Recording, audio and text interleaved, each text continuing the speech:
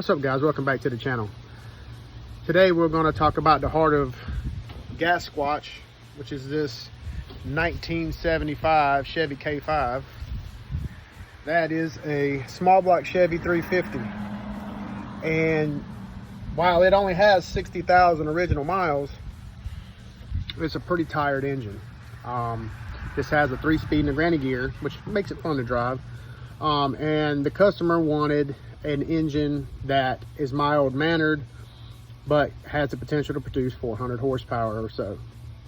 And so we discussed about rebuilding the 350 versus doing like an LS swap, the cost and the aggravation.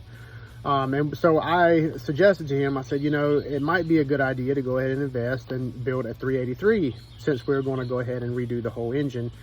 And in his quest for 400 horsepower and to have mild-mannered engine, you know, not a whole lot, not really any lope on the camshaft, and 87 pump fuel and things like that, the 383 pretty much is the only option we have. So I got to talking to him, and I thought I'd do this video on the comparison of a 350 versus a 383. So in my opinion, the 350 here, it's good to stick with the stock bore and stroke.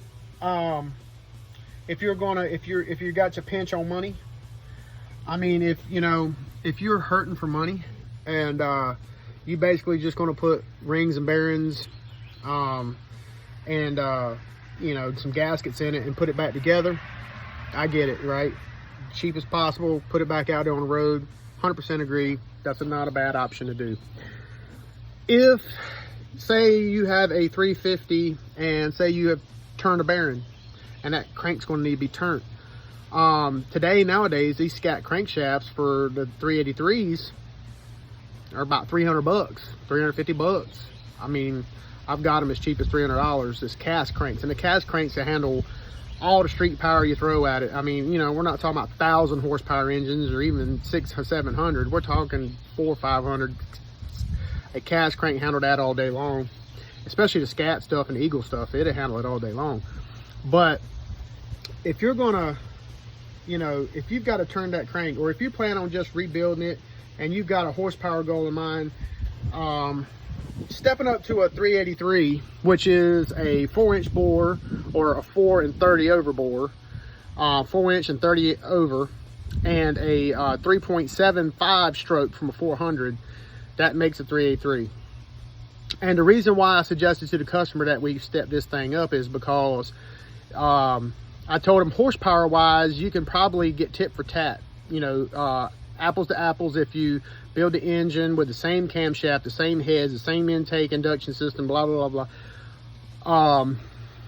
350 and a 383 will make relatively close horsepower, probably within 15-20 horsepower. But I told him where the 383 really beats a 350 to death is going to be in the torque. I have noticed on the dyno that most 383s out torque a 350 by 30-40 foot-pounds. Built very similar. I mean, just apples to apples comparison between the two. The only difference is the strength, is the crank and the piston combo. And that was with a 5.7 rod, a Chevy 5.7 rod. I mean, if we were to put, say, a 6-inch rod in it, it would have done a little better, I think. But anyway, I was seeing 40 foot-pounds of torque difference. That's a lot of torque for just, a $300 crank upgrade. And if you're going to bore it out and put pistons in it anyway, this particular engine, we're going to bore it out. We're going to put a 383 crank in it, set of rods, set of pistons, set of aluminum heads. We're going to do it up, Holly fuel injection. This thing will have all the potential in the world, make 400 horsepower pretty easy. It's going to have a hydraulic roller cam. We're probably going to go with, with some trick camshaft to make it kind of special, make it a special deal.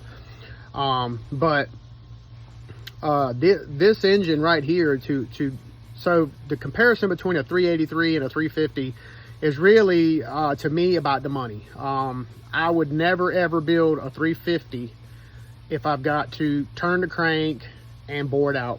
I'm just not going to do it. It's just as expensive to build a 383 and get the extra power, the extra cubes. And that's just it. And really with fuel injection nowadays, you can get the same mileage. I mean, it'll get this almost the same gas mileage as a 350 would, all depending on how you have it tuned and set up and your camshaft selection and blah blah blah blah.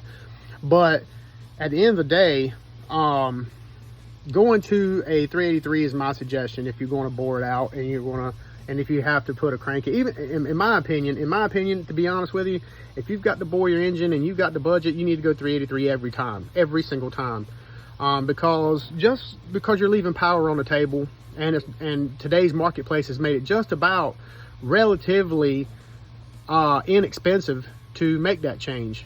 I mean, for street engines that are around 500 horsepower or below, cast crank, you know, the 5140 I-beam rods and a forged piston or a hyperuritic piston will work perfect, you know, and will handle plenty of power.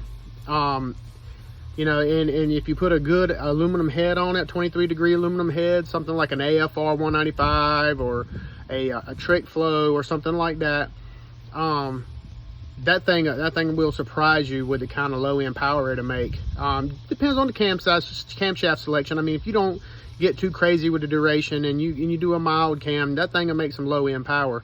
I've seen 383s on a dyno, all out full race builds making 600 horsepower on an engine dyno, with 383 cubic inches. That was a stock block. So I mean, stock 0010 full bolt main 350 block. So I mean, so for me, there's really no comparison. There's really no need to keep a 350 in your truck or your car if you're going to rebuild it. My opinion, you know, and a lot of people's opinions are different about what dictates a street engine. So this particular build, the camshaft isn't going to be too wild. The camshaft is going to be, I think, around 218, 220 degrees at 50 thousandths. It's going to make it's a hydraulic roller, so it's going to make like 525, 550 lift. And it's on a 112 degree load separation angle with a 110 degree intake center line, so it's got 2 degrees cut in advance. And it's I think it's a 4723 swap, which is basically the LS firing order. And that's a very mild camshaft. That's a very, very easy, high vacuum, idle beautifully. This engine is going to have about 9.5 to 1 compression, so you can put 87 pump fuel in it, as long as you don't put too much timing in it, which I think at 9.5 to 1, you can pretty much do whatever you want and still run 87. And it'll be pretty close to 400 horsepower, and it will definitely make over 450 foot-pounds of torque, especially probably around 3,500 to 4,000 RPM in a lower range where this truck could really use it. And on top of that, you're talking about a 3-speed with a granny gear. So, I mean, his granny gear and his first gear will basically, you know, probably be pretty much useless. I mean, because he'll have so much low-end power, you know, that, I mean, just beating around in it, he'll have fun with it, but you know, the engine will make a lot of low end power being a 383. If we were to rebuild this thing with a 350 with the same cam and everything, I mean, we would be leaving, you know, 40-50 foot-pounds of torque down that lower RPM range, and it would shift the RPM band a little higher for the horsepower. And you know, I'm a firm believer in having more cubic inches at the same cost. You know, I mean, it's like when I built my 454 for my Chevelle, I had a 454, and I said, you know, I'm going to rebuild it and make a 468 and be done with it. Well, man, Scat had I think a Summit or Jegs, I don't remember which one, had a Scat crank, stroker crank for sale for $300 on sale.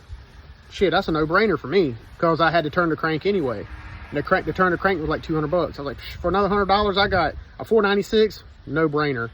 So I bought the crankshaft, and I bought a decent set of rods and a forged piston and put in there. But it's bare budget stuff, you know.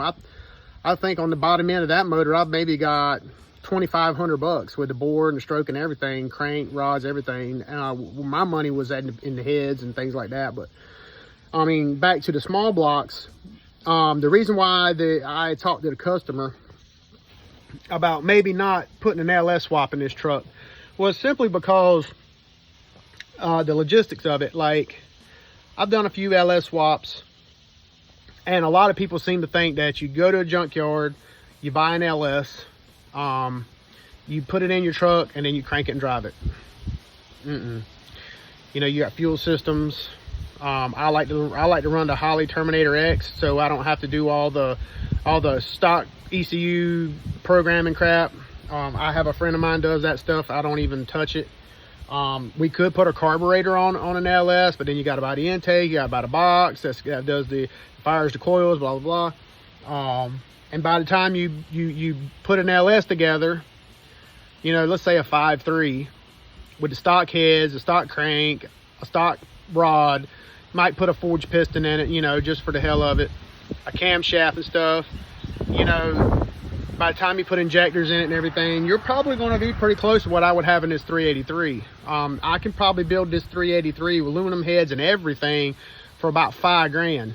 And I've got a 5.3 in my garage right now that I built, a piston rod motor that I've got 6,500 bucks in, and I don't even, and that's just the motor, the injectors, and it's got a piston rod, stock crank, stock block. So, you know, I said, by the time we do the LS swap to make 400 horsepower out of a 5.3, I mean, we could have probably got a 6.0 and done it.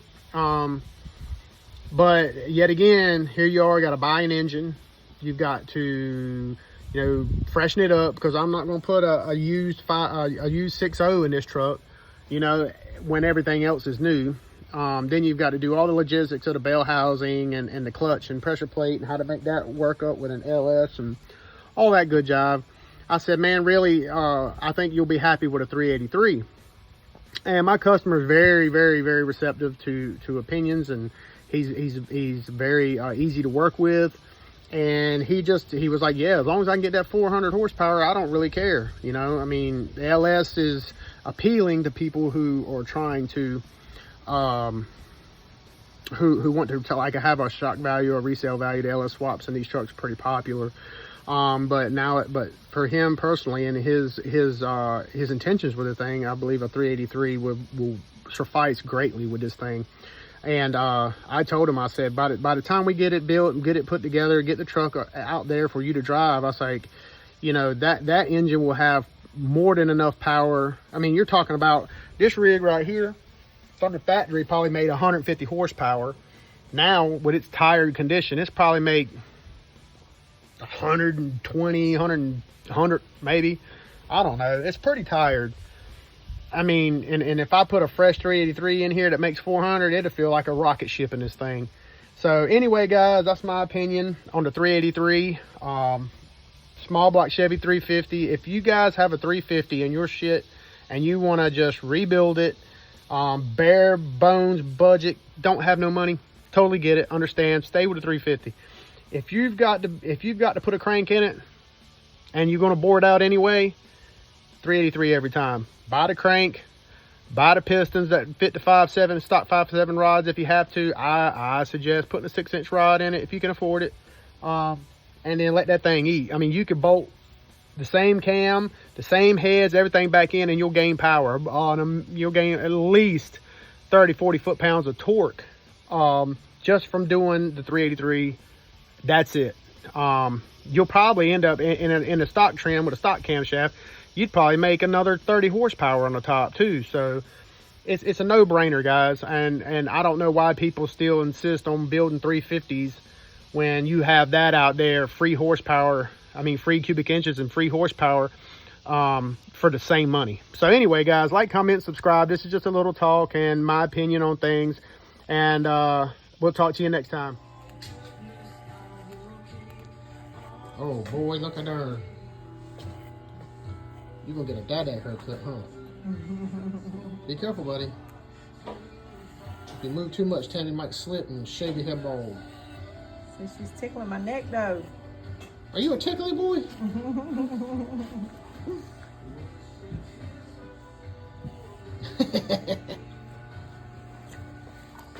it tickling?